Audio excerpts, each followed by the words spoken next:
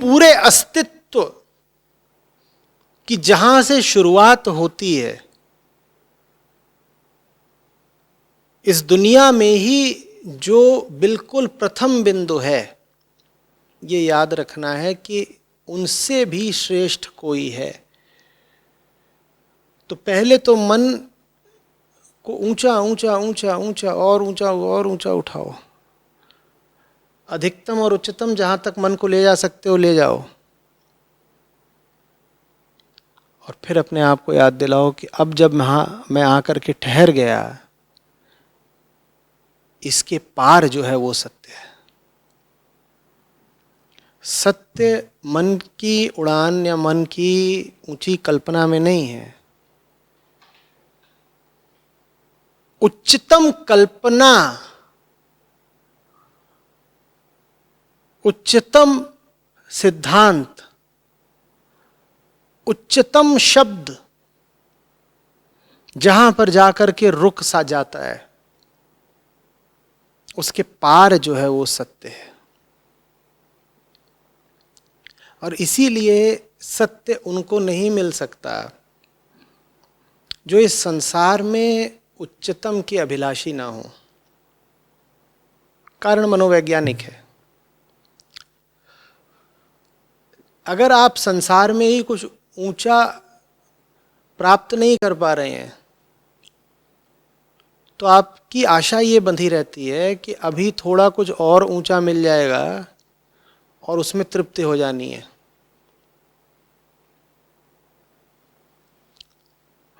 अभी तो यहाँ ही जो मिलना है मैं वही नहीं हासिल कर पाया, तो यहाँ जो मिलना है उसको हासिल करता हूँ और उसकी उपलब्धि से ऐसा लगता है कि मैं तृप्त हो जाऊंगा। सत्य उनके लिए है, मुक्ति उनके लिए है जो बड़ी ऊंचाइयां हासिल करें दुनिया में, और उन ऊंचाइयों के बाद उनको दिखाई दे कि यहाँ नहीं है। इसका अर्थ ये नहीं है कि जीवन के हर क्षेत्र में आपको अग्रणी या प्रथम स्थान पर होना चाहिए। इसका अर्थ ये है कि जीवन में कहीं पर तो आपने उत्कृष्टता हासिल करी हो, कहीं पर तो आपकी उपलब्धि बेजोड़ हो, और तब आपको पता चलता है कि आपकी उच्चतम उत्कृष्टता और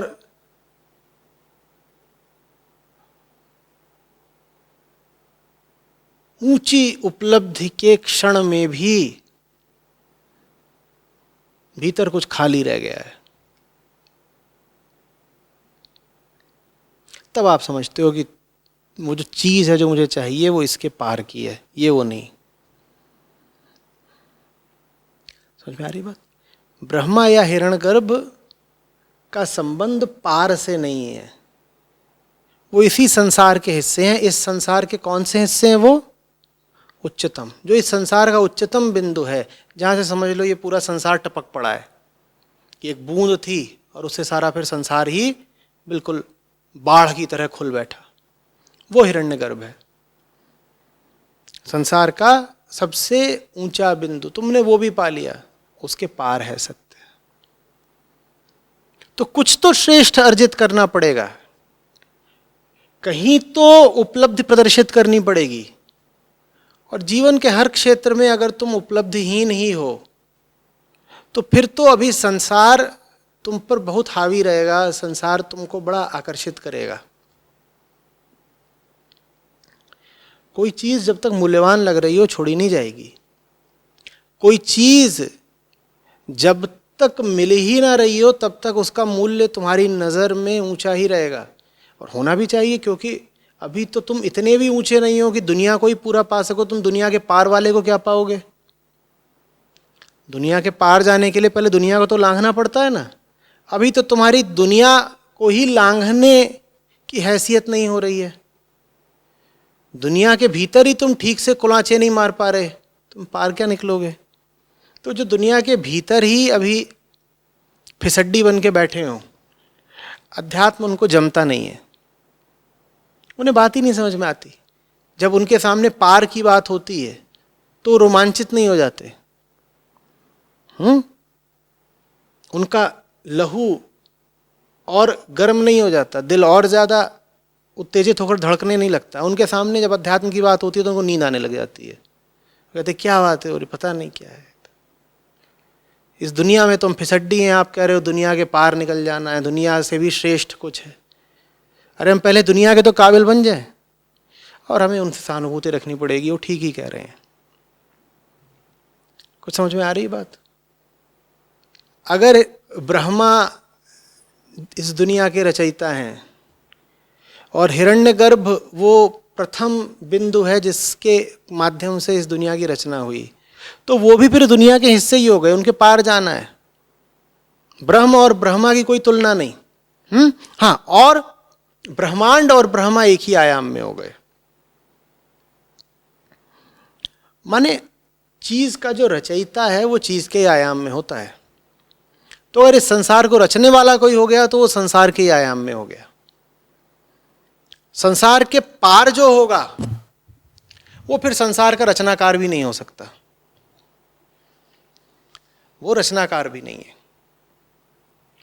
देखो, साक्षी होने में और रचनाकार होने में बहुत अंतर है। साक्षी तो रचना भी नहीं करता, या करता है? भारतीय दर्शन इस मामले में बेजोड़ है। यहां साक्षी समझा गया, रचनाकार नहीं, क्रिएटर नहीं, विटनेस। यह नहीं कहा गया कि परम वो है जो दुनिया को बनाता है। दुनिया को तो माना गया साफ साफ कि दुनिया उसने नहीं, हमने और आपने बनाई है। प्रतिपल हम और आप हैं जो दुनिया को अपने मन और इंद्रियों से प्रक्षेपित कर रहे हैं। तो दुनिया परम सत्ता ने नहीं बनाई है, परम सत्ता ने कुछ नहीं करा है। परम सत्ता तो स्वयं में संपूर्ण, अद्वैत, प्रथम और आखिरी और एकमात्र और केवल है।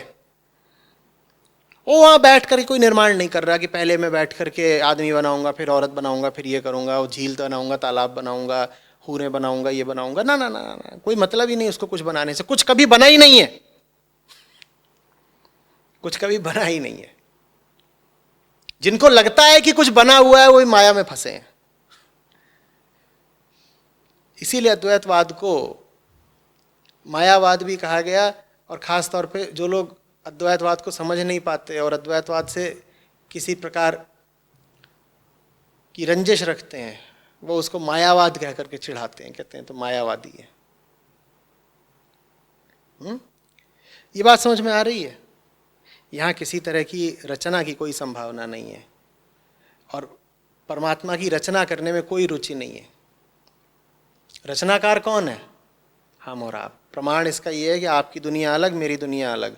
अगर किसी एक दुनिया को किसी एक ऊपर वाले ने रचा होता तो वो हम सबके लिए समान होती ना। आपकी दुनिया अलग, मेरी दुनिया अलग, खरगोश की दुनिया अलग, कुत्ते की दुनिया अलग। और आपकी भी दुनिया जो इस पल है वो अगले पल नहीं रहेगी। ये तो दुनिया ही अनंत है और प्रतिपल बदल रही है। कोई एक दुनिया ही नहीं है तो रची किसने? जरूर हम ही ने रची है। ये तो हमारे ही मन का विस्तार है, हमारा ही फैलाव है बस। समझ में आ रही है कुछ बात? तो इस फैलाव के पार जाना है। और चाहे हिरण्यगर्भ हो चाहे ब्रह्मा हो, हैं तो वो इसी फैलाव के हिस्से। तो इसीलिए सत्य ब्रह्मा और हिरण्यगर्भ दोनों से श्रेष्ठ होगा। ब्रह्मा को प्रतिनिधि मान लो, संसार की भी जो उच्चतम अवस्था है और संसार से भी जो ऊंचे से ऊंचा, बढ़िया से बढ़िया तुम्हें सुख मिल सकता है। अगर जगत को बनाने वाले ब्रह्मा हैं तो सत्य ब्रह्मा से बहुत ऊंचा है तो वो अनंत व्यापक, अनंतता है उसकी, कभी खत्म नहीं होता। कौन जाके सीमा लगाएगा उस पर? लेकिन फिर भी प्राणी जितने उन सब में विद्यमान है। प्राणी में विद्यमान है, इसका अर्थ क्या है? प्राणियों में विद्यमान है प्राणियों की आखिरी संभावना के रूप में। वो प्राणियों में ऐसे नहीं विद्यमान है कि भीतर कोई बैटरी लगी हुई है या चिप किसी ने आकर के फिट कर दी है। हर प्राणी की उच्चतम संभावना परमात्मा ही है। और चूंकि कोई भी प्राणी अपनी उच्चतम संभावना पर पाया नहीं जाता, इसीलिए हर प्राणी तड़प रहा है। और जो प्राणी अपनी उच्चतम संभावना पर पहुंच गया वो परमात्मा ही हो जाता है। ब्रह्मविद ब्रह्मैव भवति। समझ में आ रही है बात? वो तुम्हारे भीतर बैठा हुआ है एक बुलावा बन के।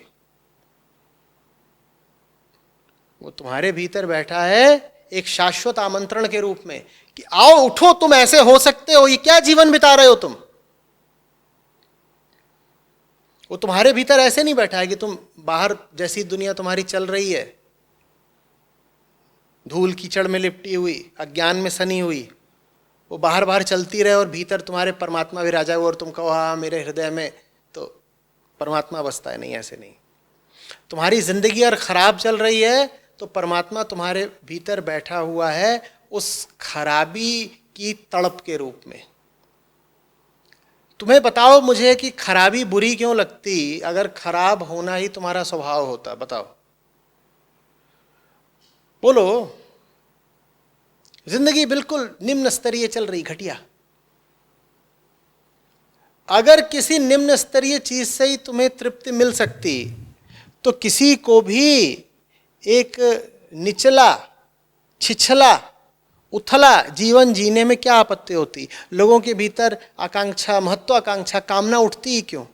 कामना की मौजूदगी ही इस बात का प्रमाण है कि तुम जैसे हो वैसे होना तुम्ही को स्वीकार नहीं है। लोग कहते हैं प्रमाण क्या है कि जगत के पार कुछ है। प्रमाण ये है कि जगत में तुमको चैन और राहत तो मिलते नहीं, तुम प्रमाण हो। और क्या प्रमाण चाहिए? बात खत्म। एक से बढ़कर एक नास्तिक आते कहते क्या प्रमाण है ईश्वर का? अरे तुम हैप्पी हो, तुम संतुष्ट हो, सेटिस्फाइड नहीं है तो बस यही प्रमाण है। बताओ तुम्हें क्या लाके दे दे कि तुम हो जाओगे संतुष्ट?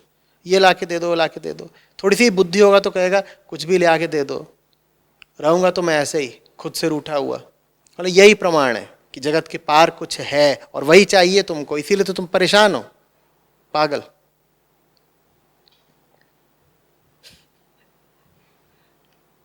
समझ में आ रही है बात?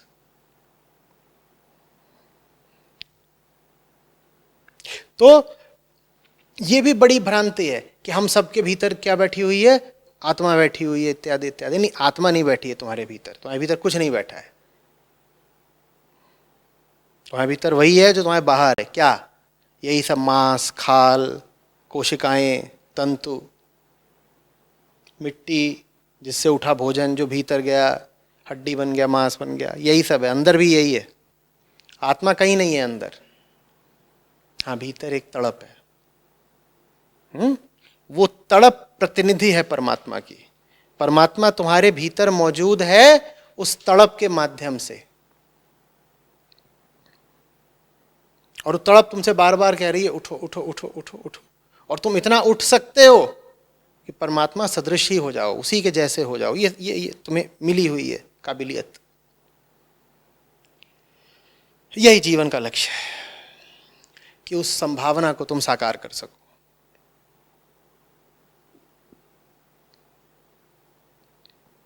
समझ आ रही बात? तो अब आगे से कभी सुनना कि हर नर में नारायण होता है, जीव में ही ईश्वर है और कण कण में राम बसता है, तो उस बात का असली मतलब समझना। क्या है उसका असली मतलब? कि जो भी चीज़ जैसी है वैसा होने से वो संतुष्ट नहीं है, वैसा होना उसकी नियत ही नहीं है। जब एकमात्र यथार्थ ब्रह्म है तो जो कुछ भी है चैतन्य, उससे ब्रह्म ही होना है। और ब्रह्म से अलग या ब्रह्म से नीचे अगर वो कुछ बनी बैठी है तो तुम उसके जीवन में अशांति पाओगे।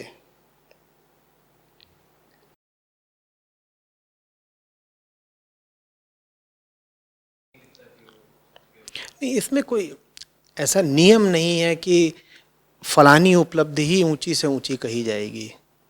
उपलब्धि से ज्यादा अच्छा शब्द इस संदर्भ में है उत्कृष्टता। कुछ तो ऐसा करो जो तुमने जान लगा के कराओ। किसी चीज को तो जी तोड़ तरीके से करो ना। कोई उपलब्धि तो ऐसी हो जो तुमने दिल से चाही थी, पा भी ली, और फिर जो अनुभव हुआ वो बहुत बातें बता गया। कुछ ऐसा नहीं है कि ऊंची से ऊंची उपलब्धि का मतलब है कि कम से कम इतने रुपए तो कमाओ ही, या दुनिया की राजनीति में कम से कम इतना स्थान तो तुम पाओ ही। वो नहीं है। उसका अर्थ सब्जेक्टिव है, तुमसे संबंधित है। तुम्हें कोई ऐसा अनुभव होना चाहिए जिसमें तुमने कुछ अर्जित करना चाहा, जिस वस्तु को तुम अर्जित करना चाह रहे हो उससे तुमने बहुत आशा रखी, जो जीतना था उसको जीता भी, एक नहीं 2 बार 4 बार जीता, और उस अनुभव ने तुम्हें सिखाया कि इस तरह की जीतें ना अभी दे पाई कुछ, ना आगे दे पाएंगी कुछ।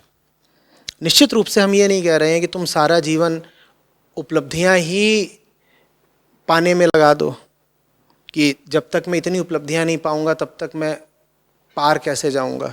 बिल्कुल सही सवाल है कि अगर उपलब्धियों की ही कतार लगा करके कोई पार जाता है तो जिंदगी के 70-80 बरस तो बहुत कम पड़ जाएंगे। उपलब्धियों के पार लगाने की बात नहीं हो रही है, एक ऐसी जिंदगी जीने की बात हो रही है जिसमें जज्बा हो, टूट कर कुछ चाहने की बात हो रही है। चाहे वो यही हो कि आप एक मैच खेल रहे हो और आपका शरीर नहीं साथ दे रहा है, और आप पीछे भी चल रहे हो, लेकिन आपने अपने आप से बोल दिया है कि ये तो मैं ही जीतूंगा, और आप जीत भी लिए। और उस जीत के बाद का जो सूनापन है उसका अनुभव आपको कुछ सिखा जाएगा। इतनी सी उपलब्धि भी काफी होगी, पर कुछ तो होना आपकी जिंदगी में जिसको मैं कह रहा हूं आपने टूट कर चाहा हो, और टूट कर चाहने की कीमत आपने अदा करी हो। अधिकांश लोग कुछ भी नहीं चाहते दिलो जान से, जिसे कहते हैं ना प्राणपण से चाहना। उनके लिए सब कुछ ऐसा ही होता है, गुनगुना सा। मिल गया तो ठीक, नहीं मिला तो भी उन्हें बुरा नहीं लगता। इसीलिए मुझे बड़ा भीतर से क्लेश उठता है, बड़ी निराशा उठती है जब मैं किसी जवान आदमी को पाता हूं कि उसे हार से कुछ बुरा ही नहीं लग रहा, कोई चोट ही नहीं लग रही। ये वो आदमी है जिसकी जिंदगी में प्रेम नहीं है, जिसने प्राणों से कभी कुछ भी चाहा ही नहीं है। क्योंकि भीतर चोट भी तब लगती है ना जब पहले तुमने कुछ मांगा हो, ख्वाहिश की हो, जान लगाई हो, और पाया ना हो। अब कोई आपके सामने है जिसको हार मिल गई तो भी वो ठीक है, हे, जीत मिल गई तो भी वो ठीक है, हे। ऐसा आदमी कुछ नहीं पाएगा, न संसार में कुछ पाएगा, न सत्य पाएगा।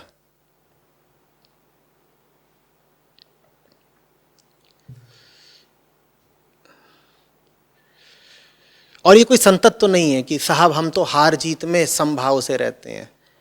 वो संतत तो बहुत आगे की बात है, उसका नाम लेना ऐसे लोगों को शोभा भी नहीं देता।